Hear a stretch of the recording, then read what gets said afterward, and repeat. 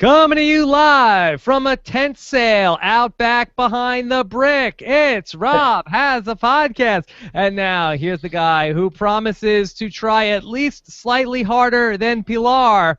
Rob Cesternino. Hello, everybody, and welcome back to a very special edition of our Big Brother Canada 3 update. And we've got one hell of a show for you today because our guest here tonight, he is the reigning Big Brother champion.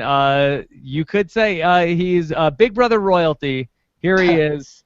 Here's Derrick. And Derrick, tell me how to not butcher your last name. Lavasseur's fine. Lavasseur. Yeah. Lavasseur.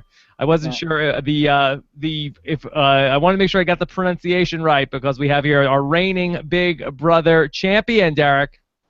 Thank you. Thank you for having me. It's been too long. I'm glad we finally got this together, and Yes. better late than never.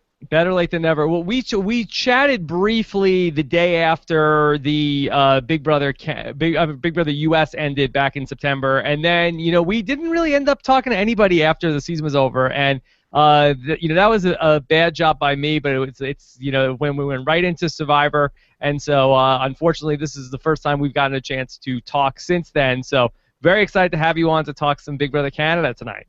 I am as well, and like I said, it happens. I think you guys were done with Big Brother 16. You were done with it. You didn't want to hear about it anymore. It was a long summer. we wanted to get, but everybody on the Big Brother 16 cast they were out there, and Big Brother. It's hard to get the Big Brother people right up to the season. You guys are hot. Yeah, things died down. That's why the sad reality is coming around. See, for me, I was aware of it because I was a real fan of the show, but I do think there were some people who thought this was it. This was the moment. They were going to be the next Mission Impossible or the next, and it didn't work out. Sad reality of reality TV. Yeah, well, that might be a fun thing to get into later on in the show. Of course, and also joining us to talk about what's going on the live feeds. Here's one of our live feed reporters. Taryn Armstrong is back. Taryn, how are you? I'm doing fantastic, Rob. Very excited. Taryn, are you pumped up that Derrick is here? I'm very pumped up. Derrick is easily one of my favorite players of all time. Thank you, Taryn. It means a lot. One of? I mean, Dan Giesling. Why? Who's better? I mean, we got Derrick, Will, and Dan. Okay. Those are the three. Those are the three. You kind of look like Taryn. Kind of looks like Dan a little bit. I'm just saying. I'm honored. With the blonde, he's got a little blonder hair, but he kind of looks like him a little bit. Okay. There you go. All right, so here we are live here on a Tuesday night to talk about Big Brother Canada 3. And Derrick, it is the night before a triple eviction. Have you ever heard of such a thing? No, this is like the unicorn of Big Brother. It's actually, and honestly, I'm not trying to hype it up. I really think this is going to dictate who wins this game, this triple eviction. I think so. It's a big night coming up on Wednesday, so we'll talk about everything leading up to it and where we're going to go from there, and, of course, what Derrick has thought about the whole season. Of course, we are live here on robhasawebsite.com. We've got the chat room open. We're taking your tweets, hashtag RHAP, and then on our YouTube channel at robhasawebsite.com/YouTube. We're going to have our Big Brother Canada exit interviews coming to you on Thursday as well. I spoke with the publicist today from Global, so the way it's going to work is we're not going to talk to the first person that gets eliminated on Wednesday. But we will talk to the next two. So the people that get eliminated in the double eviction, we will interview them. Okay, so just a little bit of heads up. I'm not sure if they're doing one earlier in the day, and they're going to send them off to sequester. They don't want them to see the other people. But we're going to have one. We're going to have the two people, and they're going to be on the same call, is what it sounds like they're going to do. So that will come to you guys on Thursday. And then, of course, we'll be back Friday with our next Big Brother Canada recap. All right, so Derrick, first off, this has been an unusual season, I feel like, especially compared to Big Brother 16, where things were much more straightforward, where for most of us who were watching the show, we felt like you had it on lockdown for most of the season, and felt like, is there anybody that's going to be able to stop Derrick most of the way? This season of Big Brother Canada is really almost the opposite, and in some ways it's probably more like Big Brother 15, and it's just like, who is going to win? Is there anybody that is the odds-on favorite right now? But what's been your take on Big Brother Canada 3 so far? Well, to the first point there, I think a lot of it is, like you said, the twists. The twists have been unbelievable this year. As a fan, I enjoy it, but as a house guest, a former house guest, it's terrible because you go in there with somewhat of an idea of how to play the game, and you develop these relationships and these strategies going forward, and they get ruined with just one simple twist. So, yeah, it's very tough to get a game going where you could actually see what someone's attempting to do in the weeks to come because of these twists. And as far as who's the odds-on favorite, I would have to still go with it's either going to be Kevin or it's going to be one of the floaters. It's going to be one of the people that you haven't been talking about at all this season who are just going to outlast the war because they're going to be behind it as the two sides are going at each other, like a Willow. Mm-hmm. Like a Willow could come out the winner. Or even, I know she's very vocal, but like a Sarah. Yeah. I had said earlier in the season that Sarah was somebody to watch out for. I don't think Brittany's winning this season. Nothing against Brittany. She seems like a great girl. Queen Bee? Yeah, Brittany's not winning. Zach, he could win. Showmances are usually a detriment in this game, but to be honest with you, that Diaper Alliance, to me, is really the only substantial alliance in there because everybody else is willing to do what they have to do on a week-to-week basis, where that Diaper Alliance is really kind of, Kevin, Peely, Zach, and Ashley are really kind of staying true to each other to this point. So that's the numbers right now. They got 4. What is it about the showmances in the Canadian version of Big Brother as opposed to the U.S. version where it seems to be a safer place to be in a showmance in Big Brother Canada?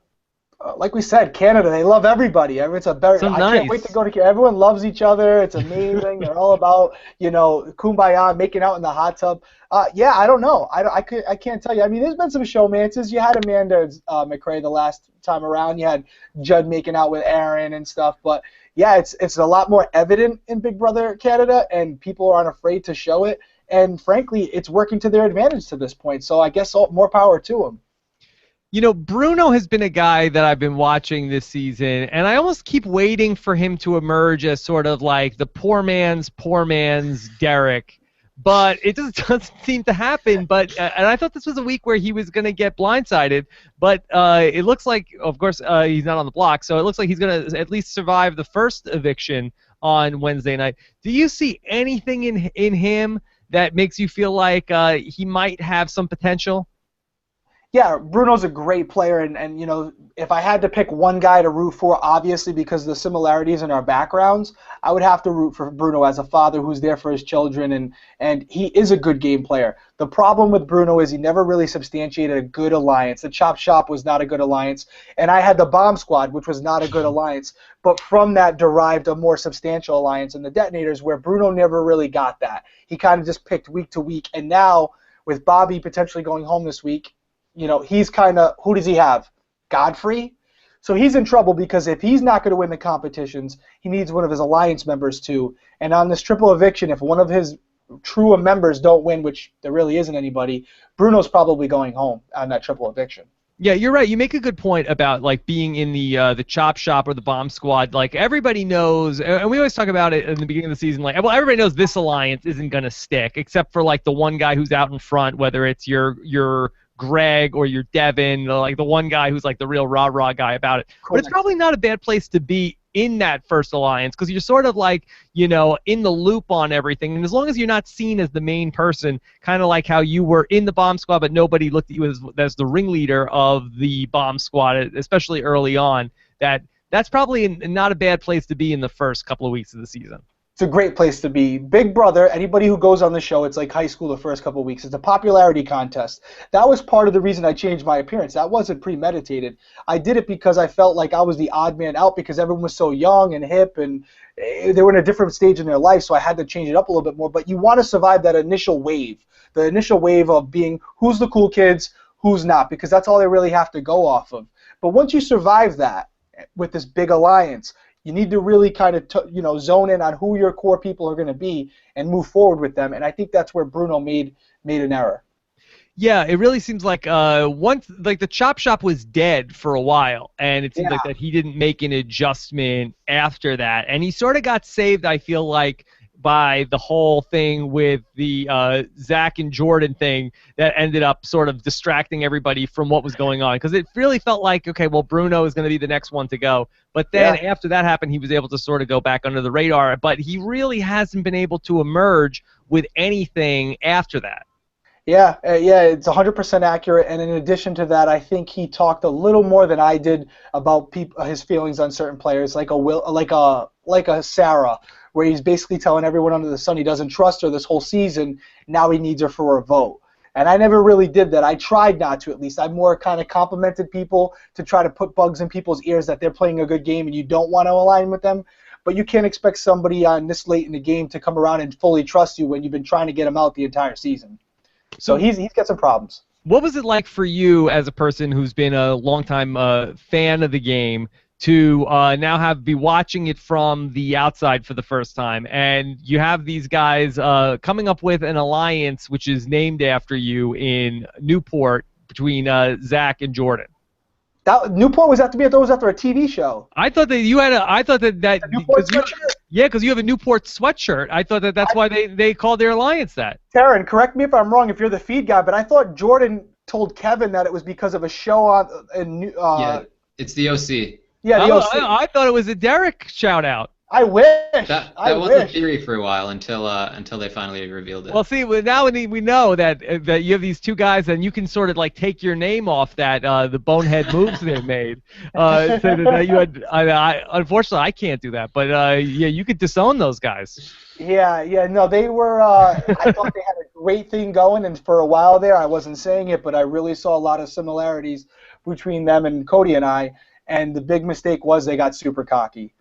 Super cocky, and Jordan just like took it to a whole nother level, and he went from being somebody who potentially could be one of the better players to ever play this game to he's going to be known, unfortunately, for one of the biggest bonehead moves ever in this game. And that's unfortunate because I don't think that's indicative of the type of player he is, but until he gets a redemption season, which I'm sure he will, he's going to have to live with that. That's going to be his claim to fame for a while.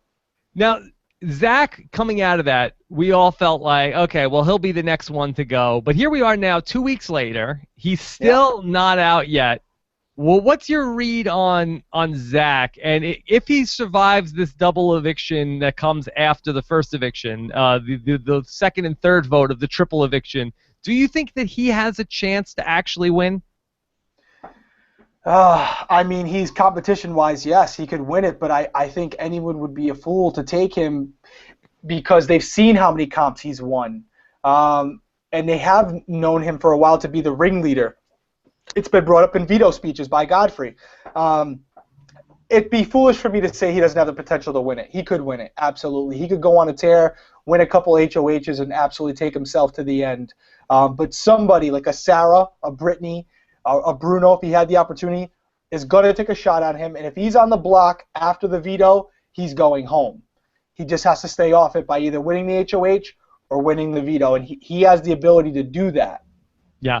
Do you feel like he's toned it down a bit since then? Do you think he's done a good job? And I've made the comparison a couple of times that I almost feel like he was in the position that Frankie was in following the whole thing where you guys changed the house around and saved Zach where everybody was coming for him, and he was able to sort of get back under the radar enough to not be a target after a couple of weeks. Yeah, I think that's fair to say that, and I think he has done a good job, but I think it goes back to what I said. He has a good core alliance that's winning HOHs.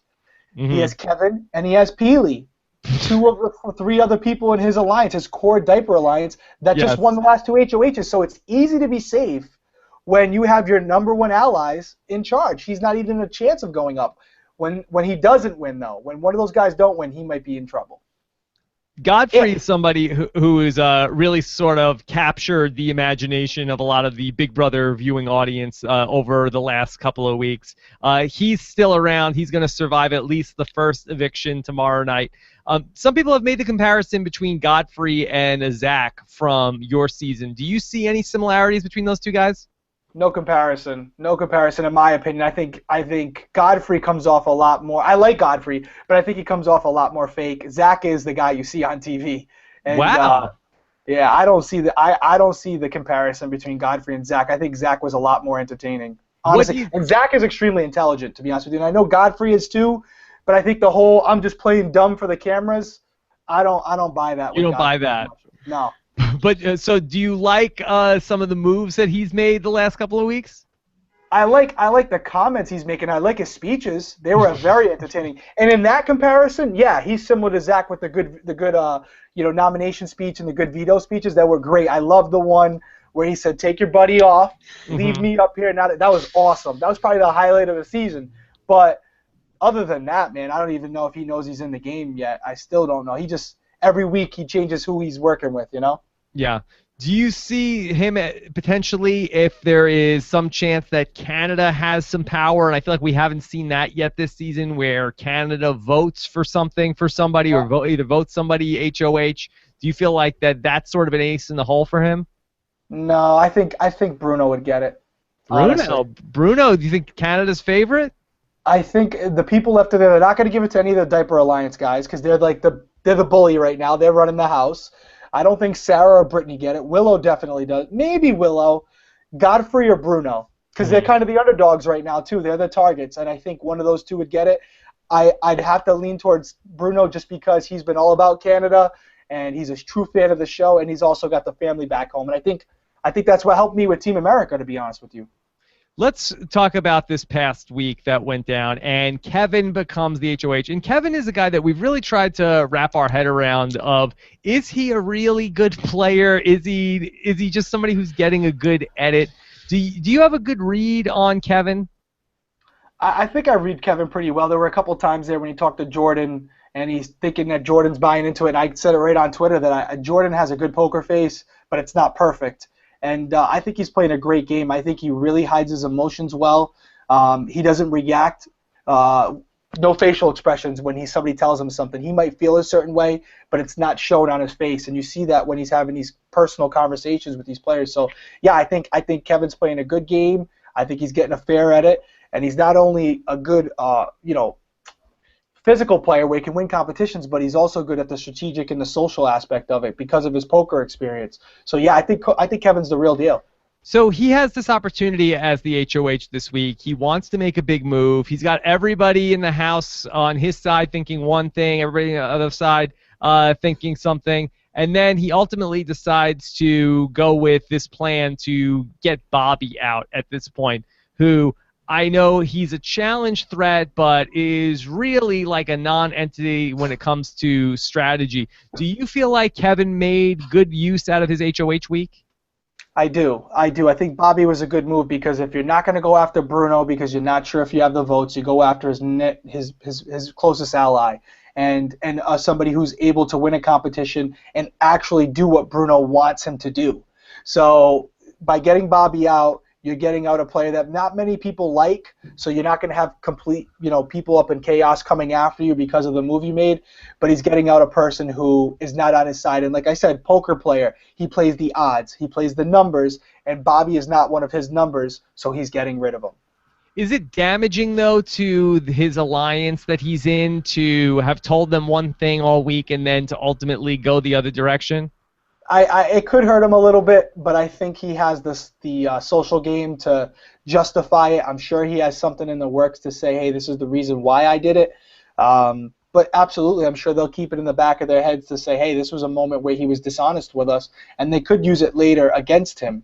But you'll never know. You don't know until there's triple eviction. Yes. What did you think about that speech he made when he put Brittany up on the block? Like, people, they get mad. They don't want to be the pawns. But the speech that he made where he talked about her about how she's a pawn and she's, but on the chessboard, that's the most powerful piece. And, eventually she could be the queen. And it's almost like she got mad about the part where he called her a pawn, but she liked the part about being that she's a powerful player in the game and that she could be the queen. And I almost feel like it should have been the opposite for her, where it's like he was doing her a favor at the part where he was calling her a pawn and not a threat. But then the part where he's talking about how she's a really powerful player in this game, it's like, if that was me, I'd be like, thanks, Kevin, you're not doing me any favors here. But that was the part that she liked. Yeah, well, let's be honest. I have a feeling that Kevin was being disingenuous when he said that she could potentially be the queen of the house. I think he was just trying to soften the blow. I think the pawn was more where he was leaning. Yeah. And I don't ever want to be called a pawn because pawns go home, and honestly, a pawn to me is another way of saying you're somebody who is just filling up space. I need you this week to get rid of an actual target. Nobody's going to send you home because everyone can beat you. So just sit up there, look pretty, and you'll be here next week. So, yeah, no, I don't think she has the aptitude, the Big Brother aptitude to really understand what that means. So I think she's kind of just going to be upset either way. She's upset every week that she's up there. But you are right. If she was an actual threat and somebody pointed that out, that, hey, you could be the potentially winner of this game, you would be upset. But she's not going to be, because I don't even know if she really thinks she can win the whole thing. I know she says she can, but I don't see it happening. Yeah. No, something else that happened this week that I thought was interesting on the episode was they did one of these things, and they do a lot of these games and activities in the Big Brother Canada house that they just don't do on U.S. Big Brother. And they did this whole fortune teller thing, and some people got different rewards and prizes and stuff like that. Willow got to write a letter to the Big Brother jury. Yes. What is your take on that? I thought about this. I really don't know. I mean, it's so early. There's so many people left. I would have liked to be able to send a letter to jury with just 2 or 3 people left. Dear Jordan and Cindy. Right. I mean, you can't even talk about the moves you've made because she hasn't made any yet. So I honestly don't know if it helps her at all or not, because ultimately there's so much. I know it's not that much time-wise left, but there's so many moves that are going to be made in the next couple of weeks that you could articulate in a letter to let them know that you were part of those moves. But they haven't happened yet. So I don't know how advantageous it is that she's getting to write a letter this early, except to say, like, hey, Jordan, sorry you're there, and hi, Cindy, I miss you. Like, what is she really going to say, So I don't think it's that big of an advantage at this point. It's too early. No, it really is crazy. And the finale is 3 weeks from tomorrow. So that's just, it really is right around the corner, and we have a lot of people to get rid of. Bobby this week had this whole thing with the secret veto, and that was really the first time they were talking about it on the show. I know we talked about it on the live feeds for a while, and he then took it and threw it on the ground. It was just kind of weird because I feel like they didn't make a big deal about it. It was an actual object, like on Survivor when we make the hidden immunity idol, a fake hidden immunity idol, and he just had this plastic thing that he was throwing it on the ground. Had you seen that before at all? Not in Big Brother, no. I just saw it again on Survivor this season when he did it, when Joe made the fake one. What a great! I know we're not going to talk about that, but what a great season in my opinion. I didn't think you watched Survivor, Derek.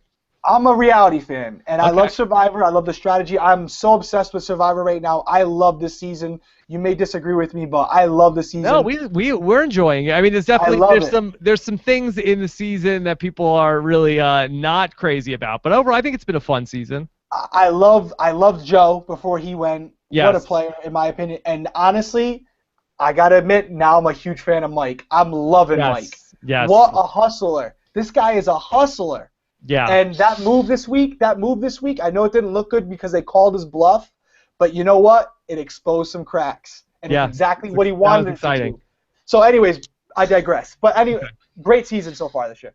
But what was the question that we asked? Yeah, I wanted to know about the fake veto. Taryn, how much was Bobby walking around the house showing people that thing?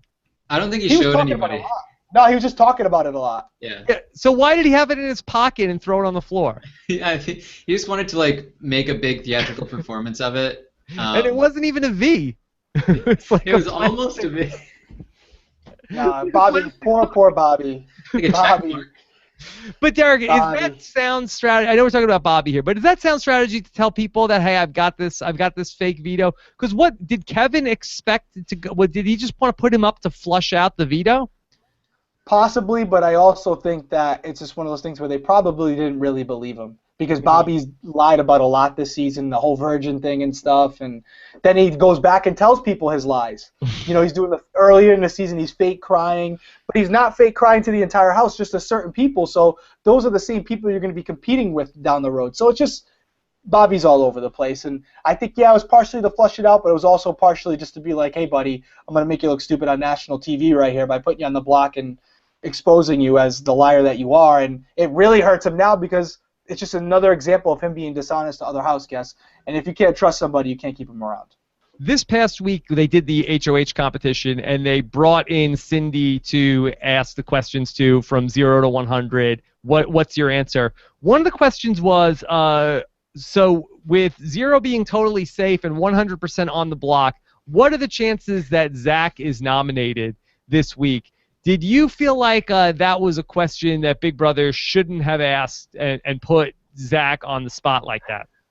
Canada is different than U.S. I Yeah. got to give U.S. credit on this sense. They really do keep the game maybe boring to some, but they keep it very impartial. They don't give anything away. They always keep you in the dark.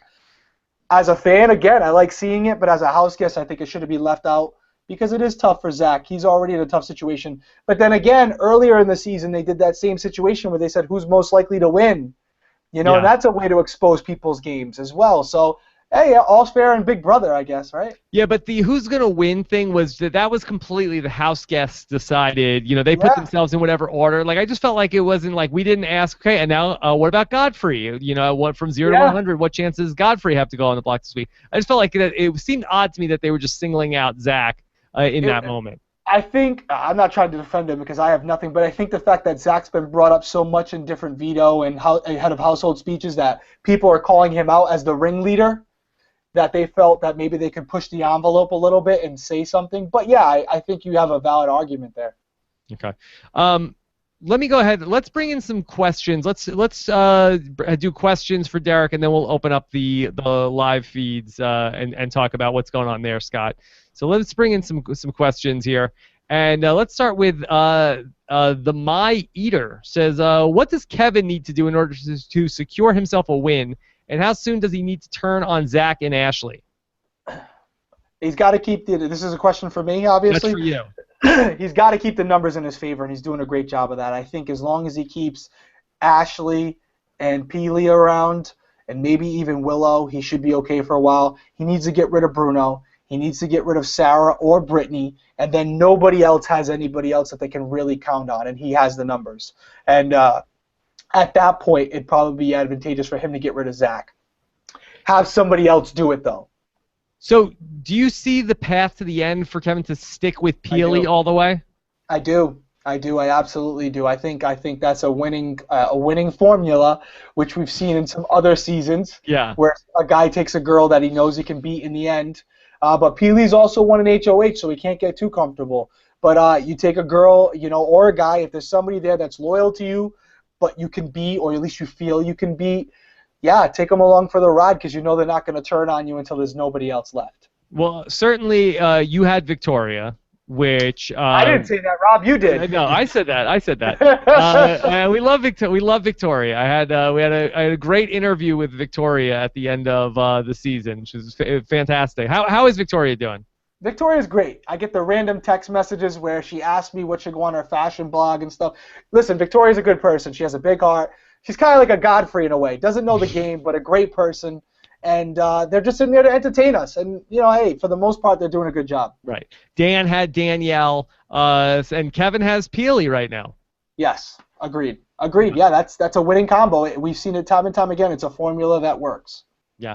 It's interesting though that this Kevin version though of this is a showmance, which I feel like is a little different, and she really is just like 100% just like deer in the headlights. Like I feel like almost if we're talking about some of the people that I just mentioned, like I feel like in their own head, like they felt like they're both like playing the game really hard. That Peely just seems like she's willing to just be like, okay, Kevin, well, you know what you're doing, so.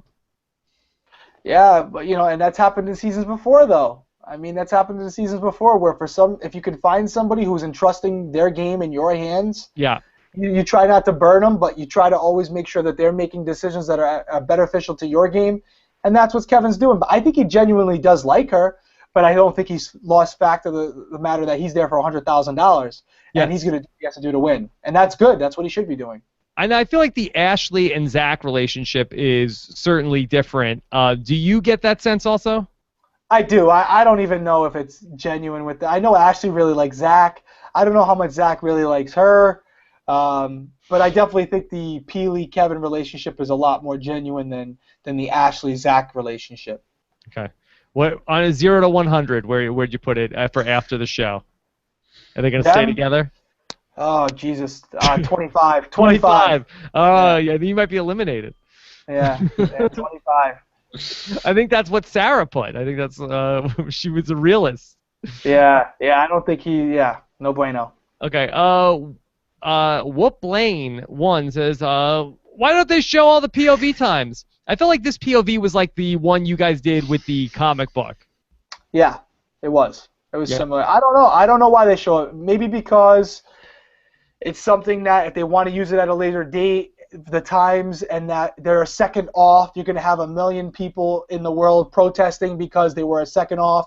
Kind of like in my final HOH competition, they said that we were actually hanging on the hand glider less, whatever it was. I think it just opens them up to less scrutiny, and so for that reason, they just leave it out. Yeah.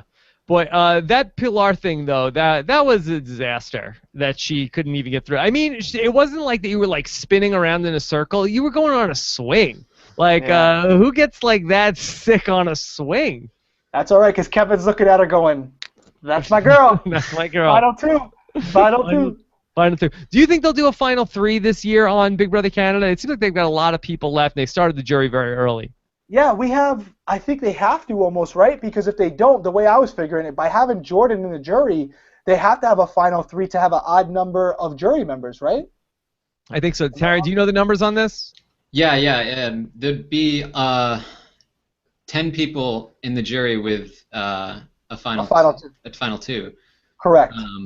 So it doesn't really make sense. And they give Canada a vote in the past. Yeah, it's basically, we were thinking it's got to be either a Canada vote to make it 11 votes total, or it's got to be a Final 3. Otherwise, it just doesn't make sense number-wise. Do you hate the idea of a Final 3?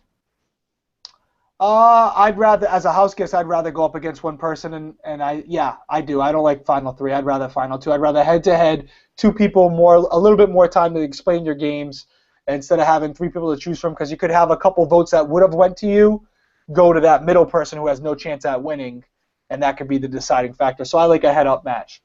Yeah, it's interesting, though. In Big Brother Canada, we've seen the person who ends up in that third place spot in Netta and Emmett end up being a person who's a big threat. But in, some recent seasons of Big Brother, the person in Big Brother US, the person who ends up in third place is probably the lesser of the 3 people in the strategic threats. If we go back over the last couple seasons, I guess Spencer was probably better than Gina Marie. With all due respect to the great Gina Marie. But Danielle ends up in third in the Dan and Ian season, and Victoria in Big Brother 16. Do you think that there's anything that that's just how it went down, or do you think there's anything to that? Well, I think part of it is if you can get a strong Final 2 between 2 people, they're going to take that third person that they know they can beat in the end as far as they can with them. And if they stay true to each other, well, then they'll get rid of them. And that's kind of what we did for Cody and I. For Dan and Ian, I think it was more Dan had a Final 2 with both of them, kind of like me, kind of like I did. Yeah. And essentially, Dan wanted to sit next to, I believe he probably wanted to sit next to Danielle, if I remember correctly. I would imagine, yeah. He wanted to sit next to Danielle. It didn't work out for him, but you try to take that third person that is expendable and not have to worry about them. So, yeah, I think, again, it's a formula that's worked time and time again, and I'm sure it's not the last time we'll see it because it's proven to win you $500,000. Okay, boom. Let's go to Jericho, who says, this triple eviction will set the tone for the rest of the game. Either the Diaper Alliance will be decimated, or they will be in full control of the house and be forced to turn on one another. The question is, which will be good TV? Of course, we love good TV on Big Brother Canada. And if my sound effects work, then I can tell you how much we love good TV. Oh, this is terrible. Does everybody want good TV? Yes, that's what we want, Derek. Sabs. That's right. Well, you guys hated me then, because I wasn't giving any of that. Yeah, you had it too much on lockdown, and that's certainly a thing. And we talked about it to death during your season of Big Brother, where some of the worst Survivor seasons are these seasons where Boston Rob in Redemption Island just had the whole thing under control and nobody was able to knock him off, or Kim Spradlin in her season. And as a viewer, we certainly like it more where it's it's so unpredictable, we don't know what's going to happen next. But that I'm sure you don't care that much when you're out there. Yeah, not at all. When I went in the house, I told the casting that I wasn't going to be the entertainer of the season. I was going there to win. If I was going to leave my family for that amount of time, I wasn't going there to entertain the people. I was going there for a specific reason, and that was to win the money. And the reasoning by not wanting to have any of these crazy moments that you talk about is because when you have dissension, that opens up the doors for people to go and talk about other alliance members. And by doing so, it would form cracks and ultimately have me, scavenging the house looking for new alliance members because now I can't trust certain people. By keeping everyone in line, you don't have to worry about that. I mean, it makes all the sense in the world for why you would want to keep things from getting too out of control. Like only a lunatic would go in and want to, have things be so unpredictable. Like the Joker might want to go into the Big Brother house and do that. But going back to this triple eviction, it really is going to be like a red wedding type game changer for somebody. Agreed. To take out this late in the game, to take out two people from the opposing alliance potentially. Right, agreed. Regardless, I think Bobby's going home, but even if Brittany goes home, it's kind of a vote. It's kind of a vote from the other side of the house as opposed to the Diaper Alliance. So Diaper Alliance is up 1. If one of those other 3 individuals, Kevin, Peely, or Ashley, win the HOH, I think even just winning that second one is detrimental because I would think that Bruno would probably go home. And then I would think either Godfrey or Sarah would be right after them, leaving Willow and Brittany as the remaining players that they have to beat before turning on each other. Yeah, I mean, play it out like if let's say Zach gets it, okay, and then he's gonna wipe out, say, Bruno and Godfrey there in the double elimination. I mean, that's huge. That's like the game. It's like game over for that whole side of the house. And even the other way around, let's say like Bruno gets it, and he puts up, Zach and Kevin, and like that whole side of the house is pretty decimated now to lose 2 people. And again, you can't control how the house is going to vote, but it's almost like I think it's going to be bad TV following this. I think that it'll be exciting on Wednesday night, but I think that we might be like when the dust settles, that it might be a little boring over the last couple of weeks. But now let me ask you a question, because maybe I'm wrong and misinterpreting it. Now, when you say they're both on the block, are you saying a triple eviction where that second double eviction is going to be the 2 people remaining on the block, both of them go, or is it 2 HOHs? No, I think Taryn, do we have information on this? I'm pretty sure it's going to be 3 nominees, and 2 of them are going to get voted out. Oh, so okay. HOH, and they're going to nominate. Oh, wow, that's huge. It's a lot of power. I wasn't aware of that. I thought it was going to be 2 separate HOH competitions after this, where it could go both ways. That would be more fair. That would be fair. This is going to be 1 HOH, and he's going to send 2 people out. That's huge. I mean, let's be honest. That's huge. If Zach wins or Bruno wins, that's absolutely huge. Bruno wins, he could go on to win this game by putting Zach, Kevin, and Ashley, or Zach, Kevin, and Peely up there. And now 2 out of the 3 of them are gone. Diaper Alliance is no more. Yeah, they had to do this. I think this is like a daylight savings time. They had to make up for the week where Frankie Grande puts 2 people up and nobody went home. So they have to. Okay. Yeah. Well, I wasn't aware of that. I wasn't aware that that's how it was going to go, and that's game changer. Yeah, it really is going to be. It's going to be really, really crazy, and you just hope that somebody that there's going to be like. Just imagine we're going to have the people that are going to be safe, Pilar is going to be safe. We could be looking at the house on come Thursday where it's Pilar, Brittany, Sarah, Willow, and some combination of whatever guys are remaining. Ashley. So it's almost like I feel like the 5 women are going to all be safe, but I feel like some combination of Bobby could potentially already be gone. And then you're going to have, Bruno, Zach, Kevin, or Godfrey. 2 of those 4 guys are probably going to be gone. Yeah, and if 2 of those go, this would be an opportunity for the girls to kind of team up and get the rest of them out, honestly. Could El Cuatro ultimately end up coming together north of the border? Yeah, absolutely. If they were smart, yeah. You got Kevin left. You got Kevin or Godfrey left. Because Bruno or Zach are going in this next one. I would think one of those 2 are going to go. Yeah. Either it's going to be Bruno or it's going to be Zach. And if I had to pick 2 guys that are kind of running the house, I would say those 2, although Kevin's a close third. But I think one of those 2 are going to go. And at that point, if you just have one limping guy left hanging on for dear life, or two guys it would be, two guys left, like a Godfrey and Kevin left, yeah, it would be smart, but I don't think P. would do that. Okay. All right, and we'll talk more about this as we get to the spoiler section. All right, Zachary Klein, question for Derrick. Do you think that there will ever be a two-girl alliance that can run the game the way all the way to the end, like the Hitmen or the Renegades?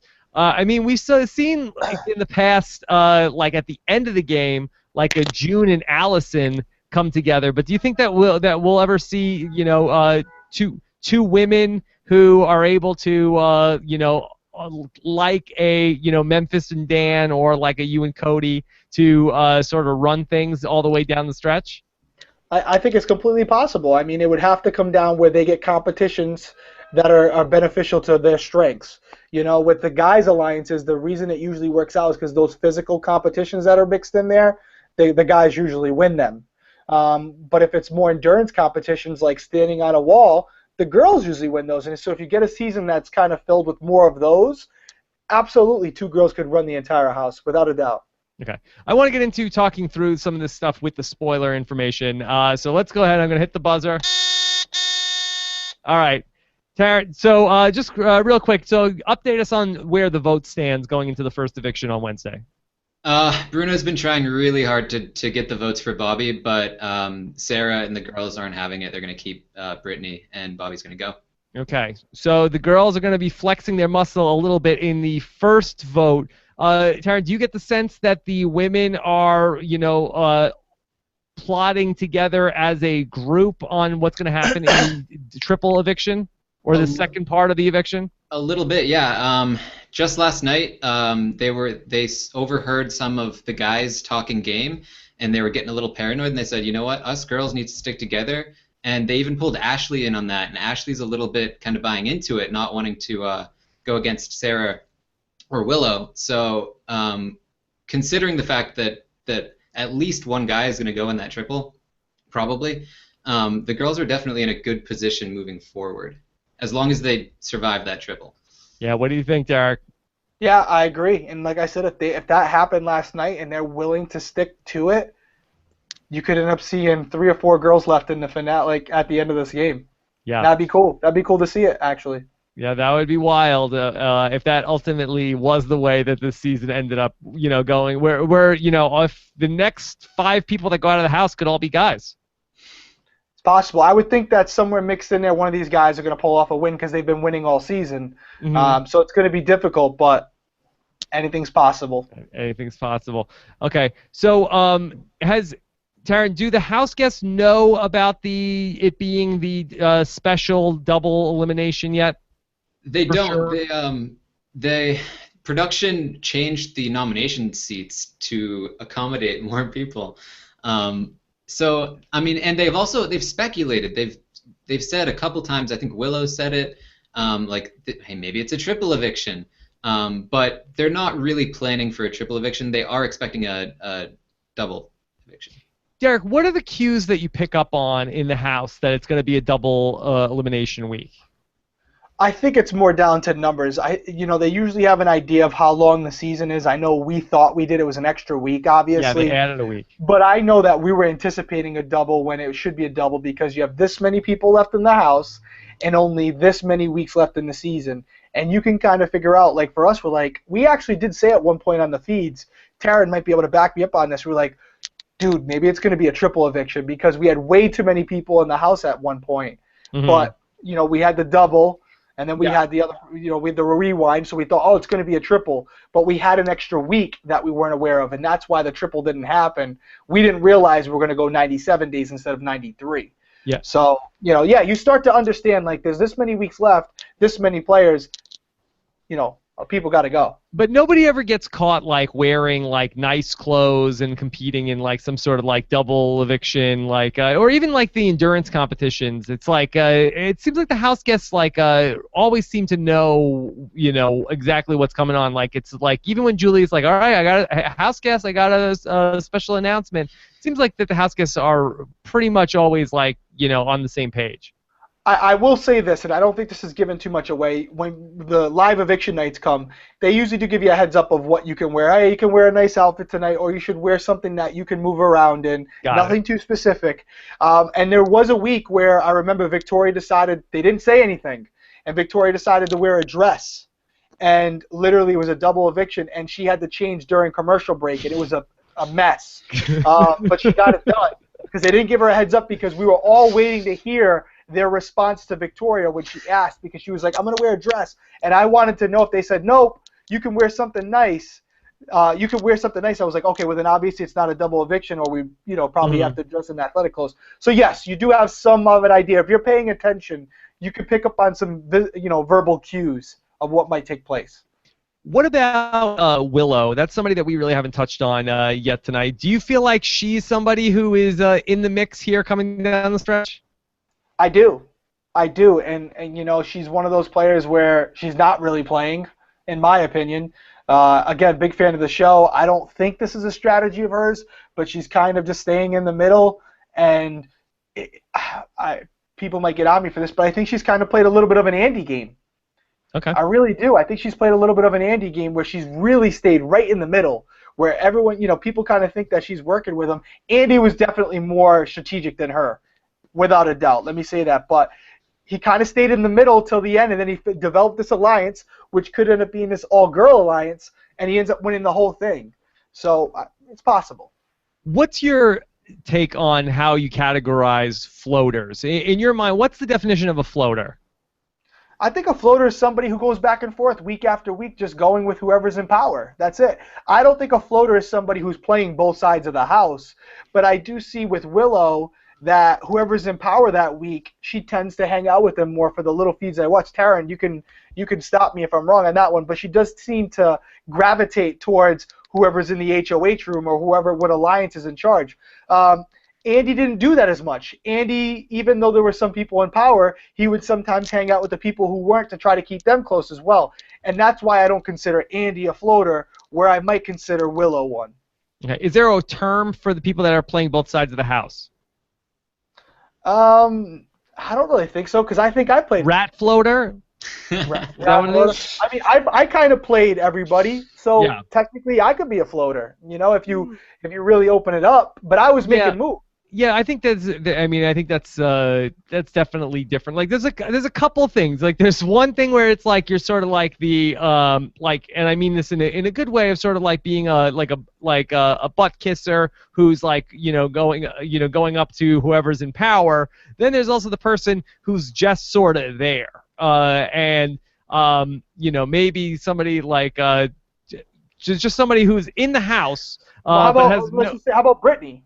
Okay. Would Brittany be considered a floater? She did win an HOH, but she only won it because Sarah said you can be HOH this week. Yeah.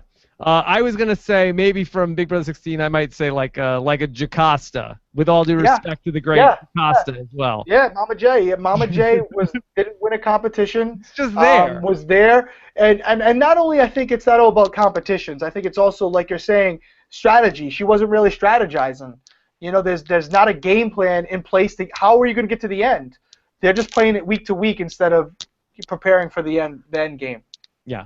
Okay. Let's take some more questions with Derrick. This is from the 604 Macho Man. Propa. Do you guys feel that Bruno's biggest mistake is being a bro's bro or a guy's guy, only working with the dudes like Greg, Godfrey, Bobby, and losing communication with Ash, Peely, Willow, Cindy, and Britt? This is a great question that I want to ask you, because that for Bruno, he's an older guy in the house, and I say that he's probably younger than I am. But that he's in that role of being the old guy in the Big Brother house, which is still not old, but he seems to be like when women are doing stuff, or even that scene that we saw where Zach was giving Ashley the massage and he like unbuttoned her top. And he's like, and Bruno's like, okay, I'm out of here. Do you feel like that because he's a married guy that he's not able to connect? And I'm not talking about it in any sort of romantic way, but it's almost like he's more guarded about like who he's going to associate in the house with. I can't speak to whether he's doing it because he's married, but I will say to 604's point, I do think his social game with the women has been lacking, and that could hurt him because with me, I tried to stay cordial with everyone, whether it was Brittany, whether it was Victoria, when Nicole came back in the house. Yeah. You gotta stay. You don't know who's gonna be making that final vote or who's gonna be in power, and you have to treat everyone as a number and not as a actual gender. And I don't know if he's doing it because of the marriage thing, and if that's the case, that's stupid because you're there for $500,000 and there's a line you can go to without crossing it. Some would argue that his wife told him. Mrs. Bruno might have said, Bruno, I better not see you on the live feeds talking to any of these girls in the house. I mean, define talking. If I'm sitting on a couch talking to a girl the entire time, befriending her, finding her motives, and whatever, tapping into whatever interest she has, nothing wrong with that. That's gameplay. Now, should he be making out in the hot tub with anybody? No, of course not. Of course not. All right. Hey, I was a married guy in the show. I'm still married, so it worked out okay. That's okay. John Clark says, are Ash, Bruno, Willow, and Zach playing the best game considering the fact that they've never been nominated? So now, Derrick, I've got your baseball card up here from the Big Brother Wikia. So you got through the entire game and went how many days without being nominated? Because you're one of the few people to do this. 97. 97. Yeah. You're the only house guest in Big Brother history to make it past day 78 without ever being nominated. And there were a lot more nominations that season. Yeah. Thank you, Taryn, for pointing that out. Appreciate that. Yes, all the battle of the blocks and stuff like that. So, do you feel like is that a great sign to get to this point in the game to not have been nominated?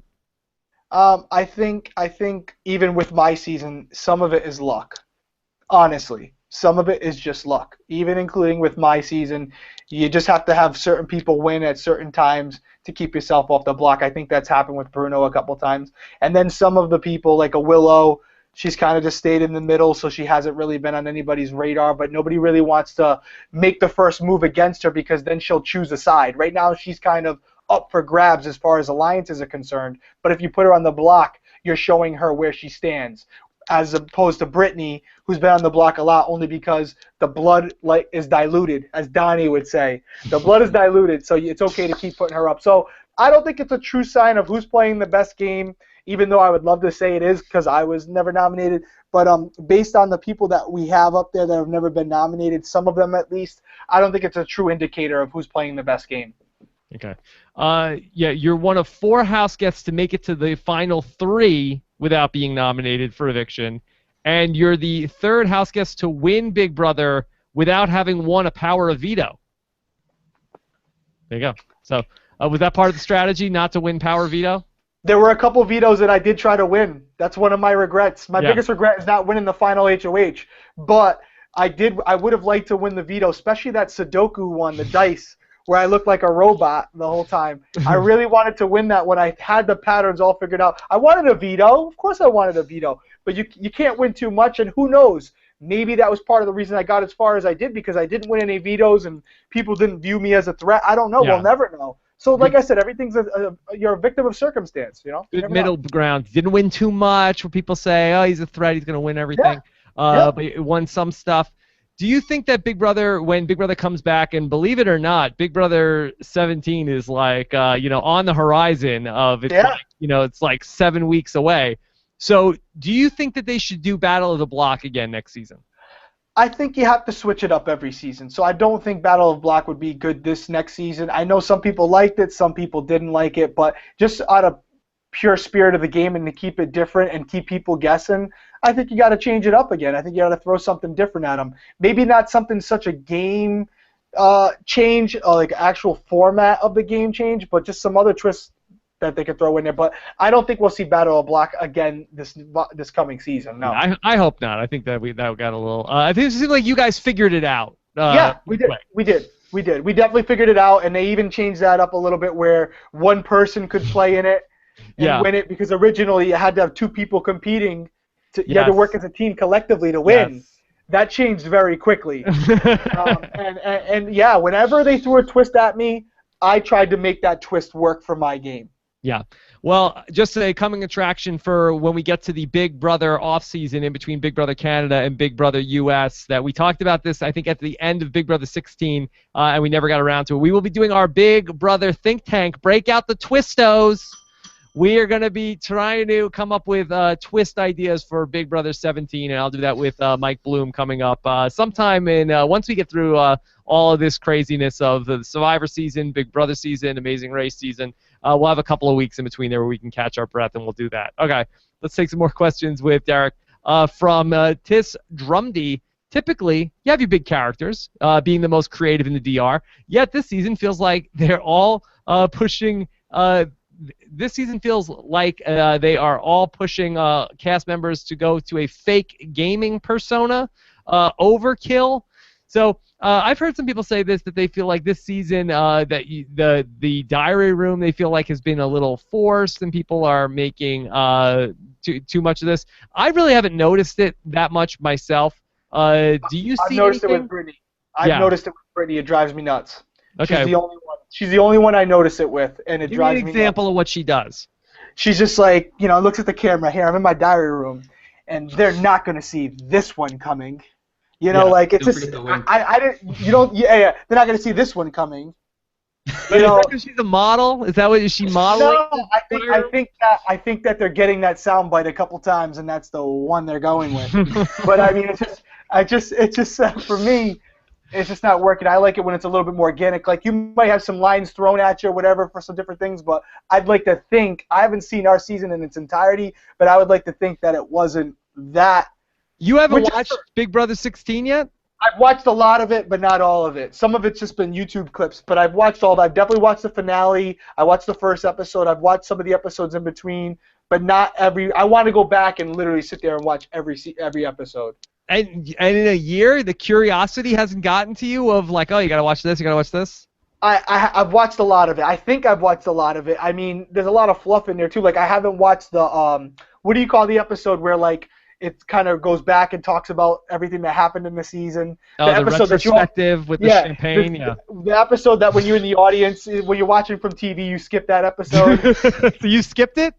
I haven't watched it. No, I haven't watched it. That episode is always the worst to me. Do you want to see returning players back in Big Brother 17? Not necessarily all-stars. You want to see anybody come back in Big Brother 17? I don't know, Rob. Do you want to see people come back? Well, how about you? Do you want to play again?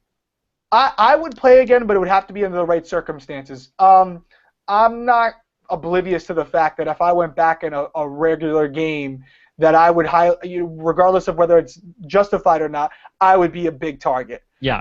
If somebody got me on the block, which would be a primary objective for most, I would assume, I'd probably be going home pretty early. So for me to say that I'm just going to go in there and wing it, I played a great game. Most people go in there for vindication. I don't know if I could play a better game than I played the last time. Mm-hmm. I think that's a fair assumption. I went the entire season without being nominated. Can you beat that? No, you can't. So what can I do to improve on my own game? I can't, but I would maybe something different, a different format, like a coaching aspect or something. Yeah. Yeah, I love Big Brother, and I would absolutely consider it for sure. Yeah, it's a tough spot to go back and be somebody who had such great success because so the other contestants want to knock you down a peg. Right. So it really would be a tough spot to consider what you want to do. But it's good to know that at least you're open because I think that a lot of people would say absolutely not. I did it. I don't want to come back. I know, Boston Rob, he finally, on 4 times, I know he finally won Survivor. He says he doesn't want to come back. I think that there were some people on Survivor Heroes versus Villains that came back and said, it was a mistake to come back. So it's definitely a decision that you'd have to make. Yeah, and there'd be a lot of outside variables that would play into that, like work. Mm-hmm. Work would be probably one of the biggest. The family would be the absolute biggest. Very tough on the family being gone that long. And if I went into the game, I'd be going into it planning on winning again. Yeah. So I got a plan that I'm going to be gone the whole time. And that's very tough on the family, and my daughter's not getting any younger. We might want to have more kids in the future, so there's a lot of circumstances that might dictate that that's not even possible, but I'd be lying to you if I said if CBS called me tomorrow and threw this awesome twist at me that I wouldn't consider it. Yeah, and that being said, you get in the house with, all of the Big Brother greats, and all of a sudden That's everybody's different. a threat. That's different. And then you have some room to maneuver there. But That's different. if it was you and like a bunch of schnooks off the street, then Yeah. it's No, it's not going to be good for me. It's not going to be good for me. It's going to be like a piece of meat in a shark-infested tank. It's going to be bad. But I mean, if it's all stars, and honestly, I don't mind saying it. I have no inside information. I don't think you're going to see an all-star season for a long time, if ever again, because there's no need for it. The season eventually, I think they will do it, but the newbie format works. You get new characters, new people.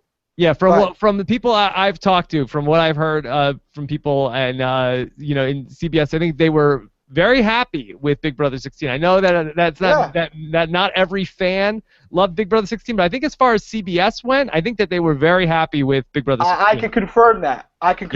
Because they're about numbers and they're about ratings and they're about putting on a good show. And the ratings showed them it was one of the highest rated seasons they've ever had. That's why they renewed it for 2 seasons.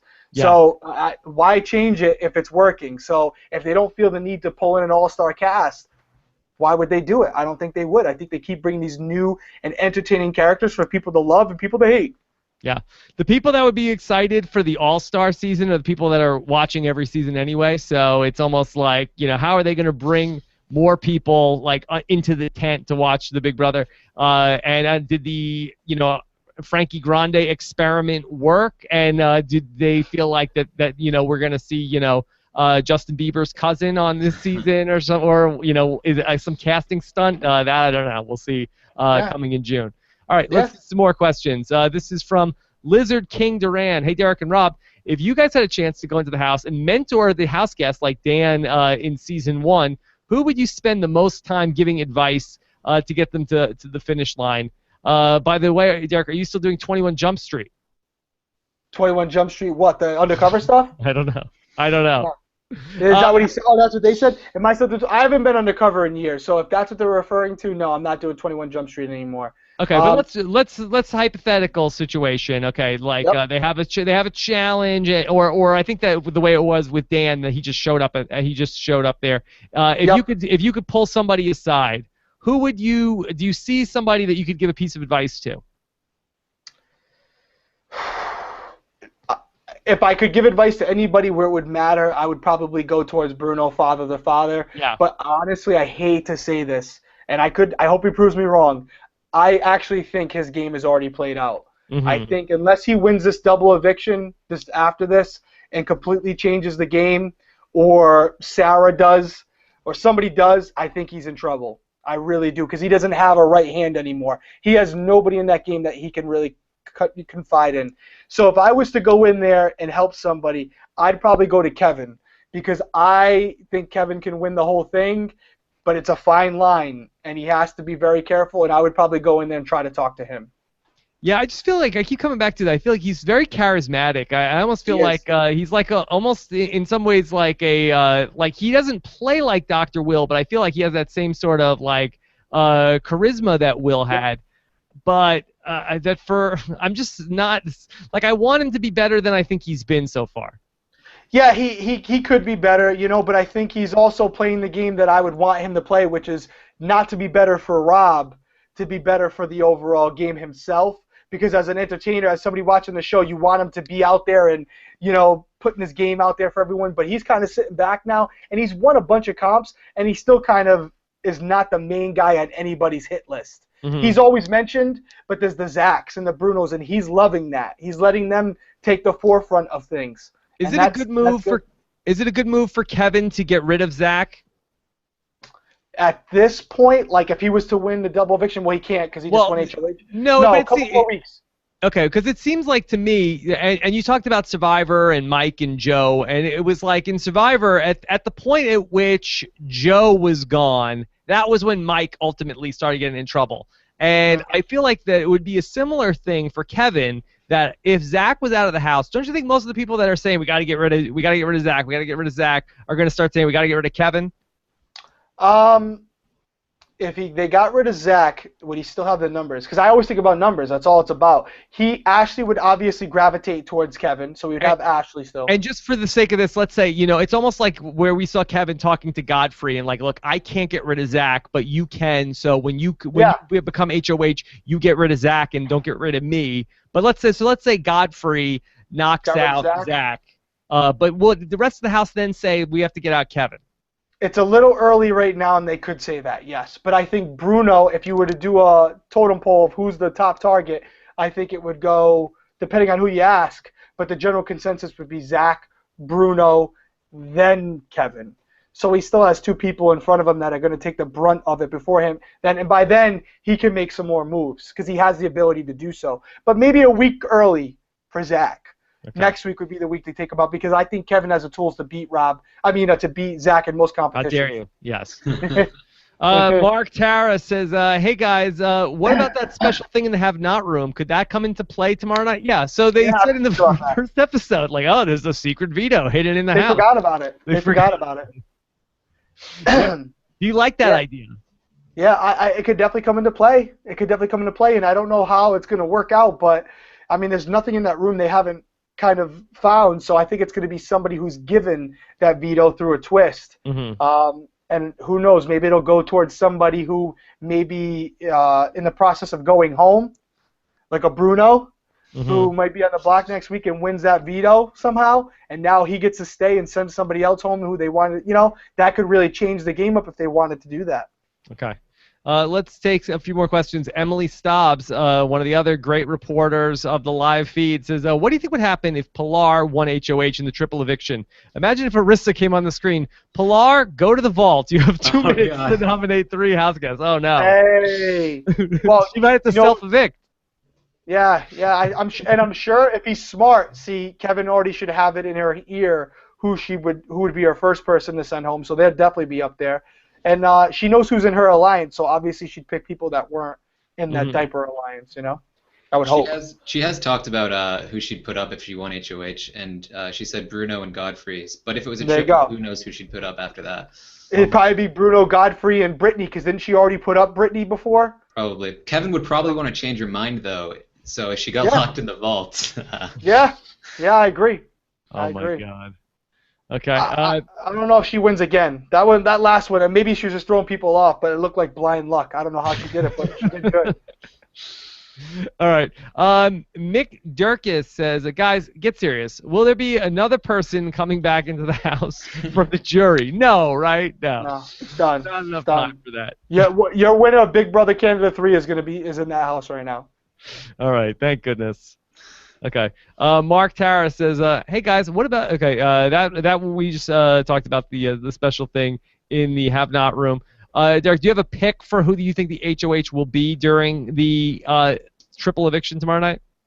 It's tough without knowing the comp. Honestly, I'd be lying if I said I could guess. I would like to see Bruno win it to try to mix things up a little bit, but if it's a physical comp, it's probably going to be like a Zach or even like a Willow. Or even like a Peely, she's pretty good at comps. But if it's a mental comp, there's a few intelligent people in that house that could absolutely win it. Taryn, what have they done before on the Big Brother Canada double eviction competition? Is it similar in format to the U.S. HOH competition in the double eviction? I think so. I think it's usually some sort of quiz and then a physical veto. Okay. Like the American one. All right, but we don't even think there's going to be a veto tomorrow, or we do think there will be. As far as I'm aware, there will be. Okay. They haven't said there wouldn't be, so. All right. Let's go to Natasha Bavinsky. Did you watch Big Brother Canada 2, and did it inform your game at all during BB16? I feel like I remember hearing you say that you did watch Big Brother Canada 2, right? Yeah, I did. And did she mean inform or like influence? Probably influence. Yeah. Did it teach you anything about the game before you went into the house? I think it just kind of reiterated how important it is to be behind the scenes, behind moves, and Netta did that. Yeah. Where you want to make sure you're controlling who goes home because every vote, every eviction is very important to your ultimate game. But she always tried to make people believe it was their idea. And although I had that intention from seeing Dan play and seeing others play, do the same thing because that's the way you win this game.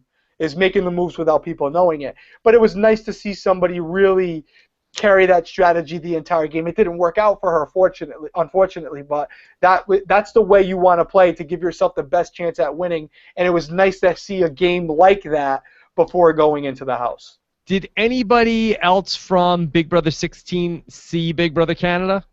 I don't think so, because honestly, I know Christine is watching now, but she hadn't, and I was always the one talking about it. Maybe somebody did, but if they did, I don't remember. I think I was the only one, honestly. I think even Nicole hadn't seen it. Now, your season of Big Brother 16, who were the big fans? Because it seems like in Big Brother Canada, almost most of these people are really big fans of the show, but it seems like there's only a handful of Big Brother 16 people that were Big Brother fans coming in. Right. So you have myself, you have Christine, you have Nicole, you had Donnie, who watched every single episode, but he played it down a little bit. Zach was a big fan of the show. He said he watched it, but I don't think he watched it nearly as much as Christine. It was more his mother. Cody watched it sporadically. Devin only watched it coming into the house. Caleb didn't watch it at all. Brittany, Amber, Paula, no. Yeah, I would say just them. There's nobody else. Victoria. Frankie was a fan of the show, but I know Frankie was kind of a crossbreed. He applied for Survivor before.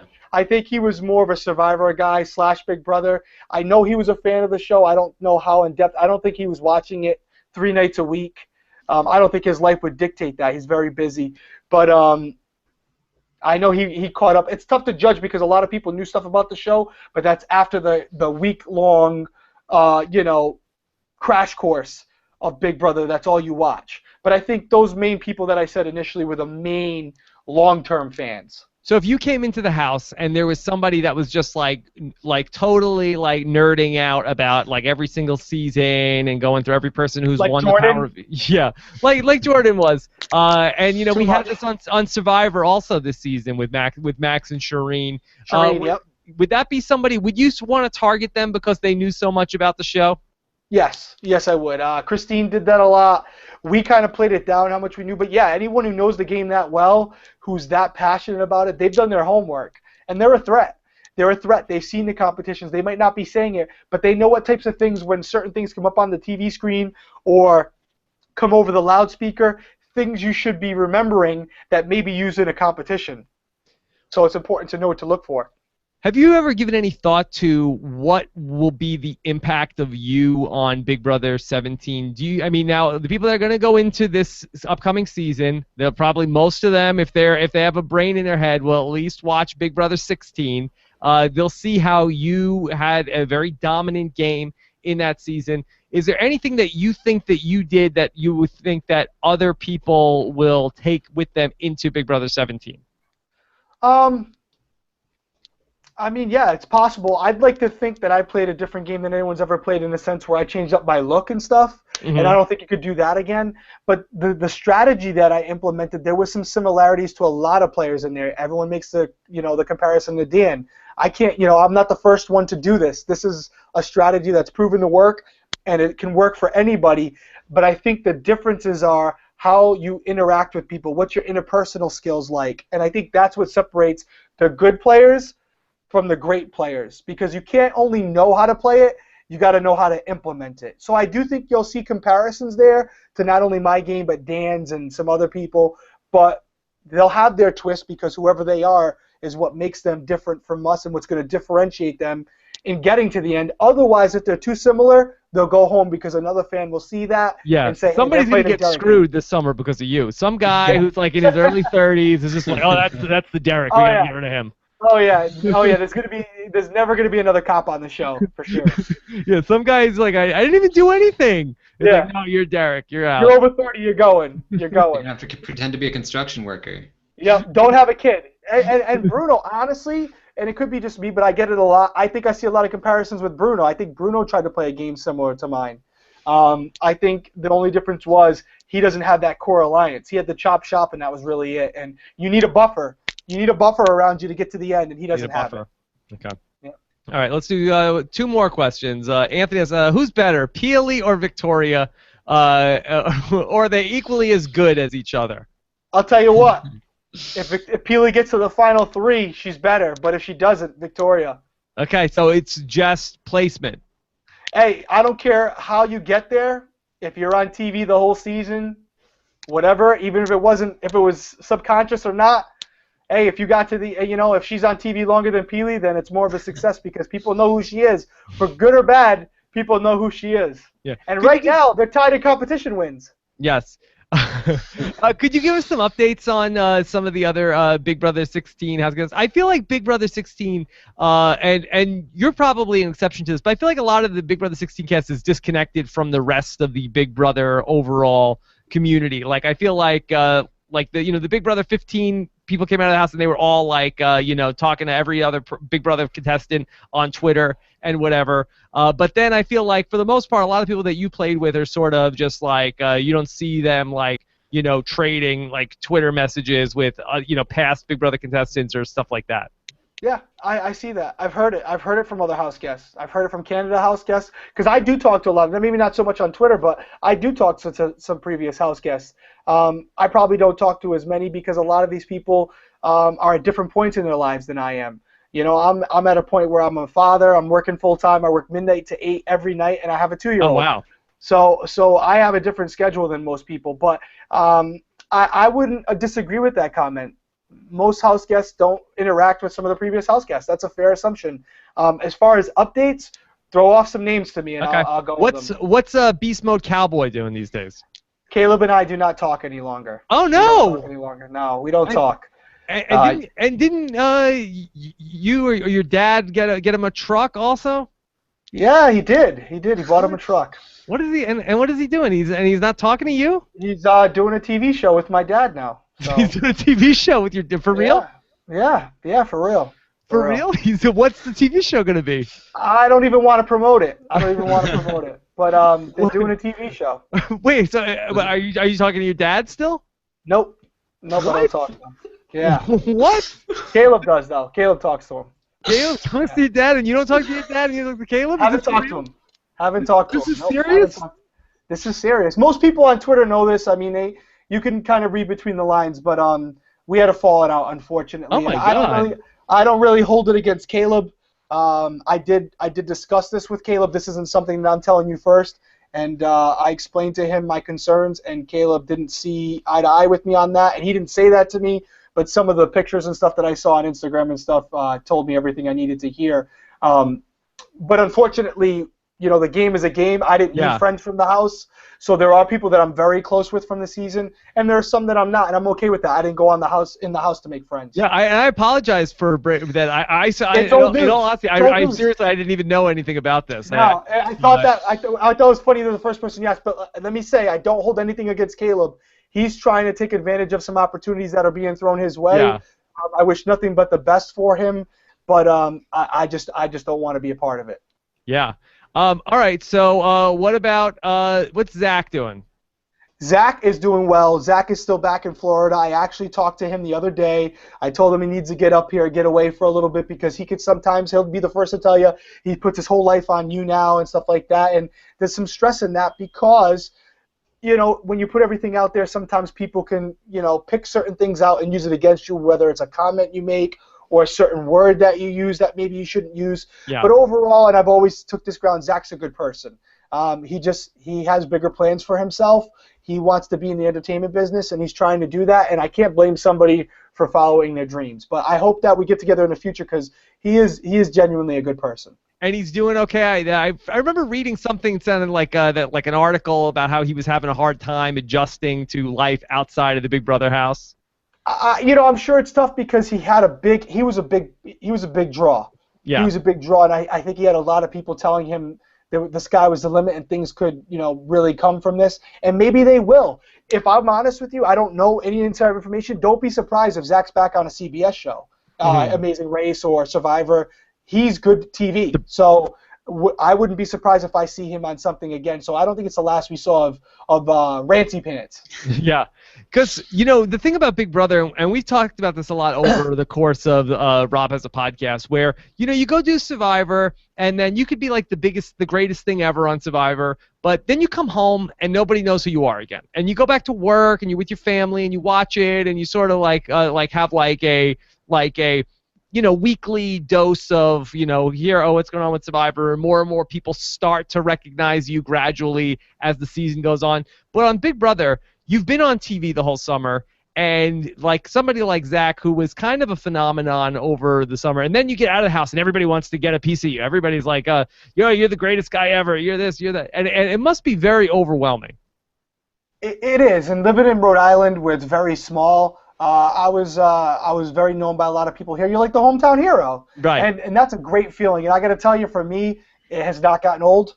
I love it. I think I'll always have a little bit something here and a little roadie, which is all I want. I mean, I don't care. Whatever comes from this is great, but yeah. I wasn't looking for that. And I will say, in comparison to previous seasons, and I've had previous house guests say this to me, Big Brother 16, whether it was the Frankie Grande effect, I don't know. I mean, you look at just social media followers and stuff. We had a big boost in social media presence. You had a mega mogul in the house with you. Yeah, social media mogul. So it's a lot of pressure for somebody who's a normal Joe Schmo.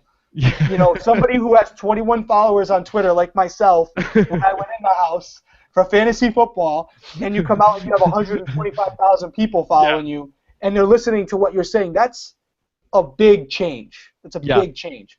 But I think most people are handling it pretty well. Okay, what about Frankie Grande? Love Frankie. I think Frankie is exactly the person you saw on TV, and Frankie, love him or hate him, loves himself, has confidence in what he does, and he's going to shine bright like a Frankie whether you like him or not. Okay. And you have to respect that. And I will say this also, and the show's not going on anymore. There's nothing for him to gain by still talking to us and hanging out with us. There's nothing after the show. There's nothing that Derrick Lavasseur can do for Frankie Grande at this point. And when I go to an Ariana concert or something and his family welcomes me like with open arms, because all I am is a kid who played Big Brother with him, that means something to me. That means something to me because he's remembering where he came from, and he's the same kid that he was. Every time I go to New York, one way or another, I meet up with Frankie, whether it's at a bar or at his house, and he remembers that we were on a show together, and he's not too good for us. Yeah. And I think there's a lot about him and his family, because Ariana and his mother are the same way. So for me, you treat people the way you want to be treated. He's treated me well, and I continue to treat him well. Yeah, because I got to be honest, I thought during the summer, that Frankie's never going to talk to any of these people ever again. You know what? In the house, I kind of thought that was a possibility as well, especially after learning who's Ariana's. But he is who he says he is, and I could tell you that he picks up your phone call when you call, when you text him, and he calls me. We text all the time. He texts me and Cody all the time. Okay. We do messages, me and Cody. How's Cody doing? Cody's great. Talk to Cody once a week. We're family now. We're family. Okay. I'm planning on going up to New Jersey in the next couple of weeks. He's been down here a few times already. I've seen him on numerous meet and greets. I'm going to see him in New York the end of this in June for the Big Brother premiere. And I do seriously consider Cody and his family an extension of my family. They've been down here for my wife's birthday party. Oh, wow. I'm sorry, not my wife, Tenley's birthday party. So they're family. They're family in my eyes. Okay. And what about how's Nicole doing?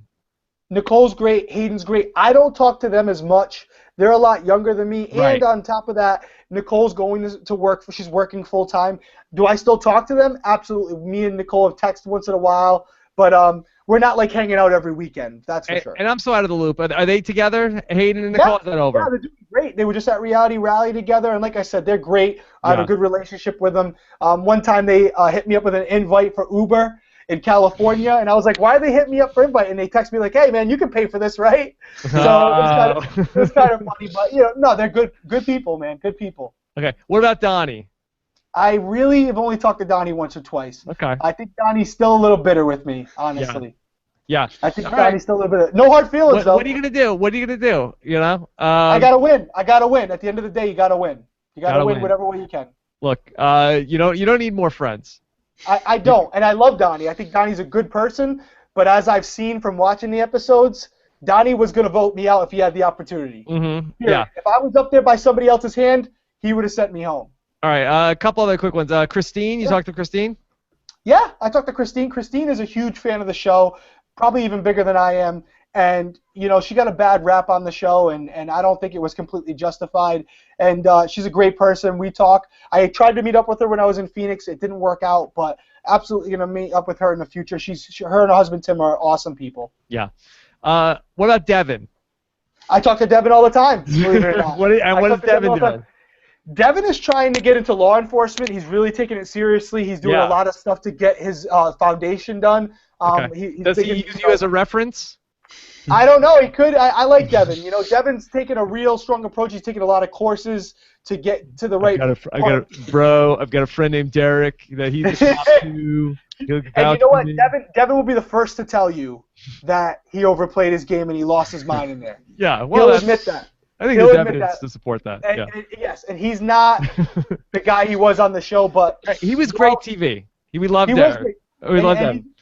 Everybody in the house, even the first conversation with Caleb, they're all good people, Rob. Honestly, I can tell you honestly, everyone in that house, maybe that was such a kumbaya season, it was all good people. They're all good guys and girls. And what about Jocasta? You said check in with Jocasta? Mama J and I talked after the show about the fake praying thing. Yeah. Let's just say somebody else in the jury house who was a little bitter about going home.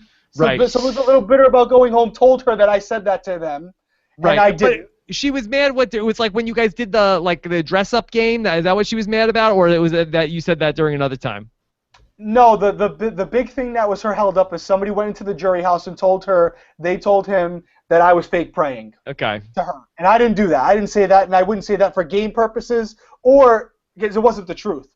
Mm-hmm. So we talked about it. She dotted her I's and crossed her T's and figured out that there may have not been some truth in there, and we hashed it out. We're good. Me and Jocasta are great. We're good to go. Okay. Let's do one more question with Derrick. So this is from Fumbling Quake. Please ask Derrick what goes on in the diary room. Production gives serious hints well. I don't know how much you can talk about what goes on in the diary room, but do they give you serious hints of what they want you to do? I can't talk too much about it, but I can tell you this question easily. I was thinking that they would, and I pride myself on reading people, even inflections and changes in tone. And they were very, very careful the way they worded things, and I never could really pick anything up, and it aggravated me. Yeah. If you could tell that much from the diary room, people wouldn't be putting themselves on the block and stuff like that. There's too much bad Big Brother play that goes on for people to really.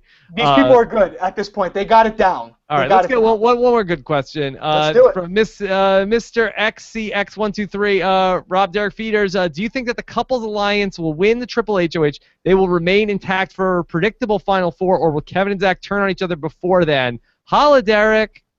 Holla. I think they have a very good chance. The odds are in their favor. They have two very strong competition people, and Peely's already won a comp. And keep in mind, if Willow wins it, I still think that she would go after a couple of the girls. I don't think she has the intestinal fortitude to put Zach, Kevin, and Bruno up there. Although that would be amazing, but I don't think she would do that. I think she's going to still ride the middle of the road, knowing there's a lot more game to play, and she would put up probably one guy or two guys and one girl. All right. Holla, Derrick, indeed. Holla. What a great job on the podcast tonight. You have to go to work tonight, or you're off? I'm actually working tonight, and I worked this morning. I got ordered to work this morning. I'm working tonight at midnight. Well, thank you so much for doing this on a night that you got to go and do work after this. So I appreciate you spending time with us and being generous. I'm sure there's other things that you could be doing right now instead of talking Big Brother Canada with us. So greatly appreciate that. No, I'm a huge fan of the show, Rob, and you guys do a great podcast, and I'll hopefully be on again because I do love Big Brother. Before the show, I was a fan, and I'm still a fan. Okay, great. Well, let's talk this summer once the ball gets rolling on BB17. Derrick's on Twitter at Derrick L. Yes, sir. Okay, but chances are, if you're watching this show, you probably already followed Derrick on Twitter. You might not follow this guy. Great job, Taryn Armstrong, at Armstrong Taryn, getting ready for the home stretch. You up for it? Your internet bill's paid up? You ready to watch these last couple of weeks? Oh, I'm very ready. Although I think they're probably going to cut the feeds at some point. Okay. All right. So we've got so much to do. Big Brother Canada podcast will be back on Friday live. We'll talk to the next two people that get kicked out of the house on our exit interviews. Derrick, I always like to give a hashtag at the end of these podcasts. Do you have a suggestion for a hashtag? Hashtag Go Bruno. Go Bruno. Go Bruno. Okay. I want to see the dad go a little further, man. I'm so impartial to him. But don't you want to see the dad not do well so then you can say anything? Not that easy. No, I know. I'm one of those. Think about it. I'm really the only person in the last couple of years that can really knows where Bruno is right now. My kids are similar in age, similar circumstance. I mean, there's so many similarities there. It's crazy. Yeah. And I know how much he risked coming on the show and what he's missing back home. And I really hope that something comes from this for him. I really do. I want to see him walk away with some money for his family. How's your little girl doing? Amazing. I'm literally going to get off this and go read her a bedtime story. Okay, all right, I'll let you go. Derrick, thank you so much. Great job, everybody in the chat room. Looking forward to hearing what you guys have to say in the comments. Take care, everybody. Have a good one. Bye. Bye.